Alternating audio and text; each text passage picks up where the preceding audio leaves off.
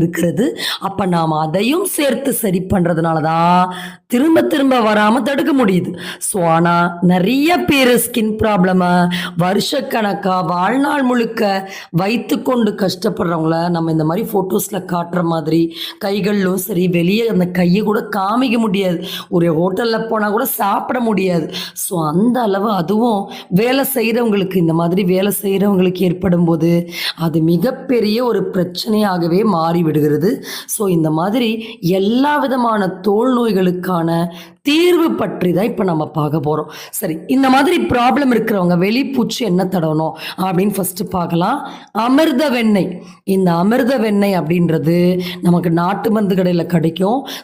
நம்ம கண்ட கண்ட ஆயின்மெண்ட்ஸ் தடவி அந்த ரணத்தை அதிகப்படுத்திக்க கூடாது. குளிக்கும்போது கூட தண்ணியில ரொம்ப நேரம் இருக்கக்கூடாது.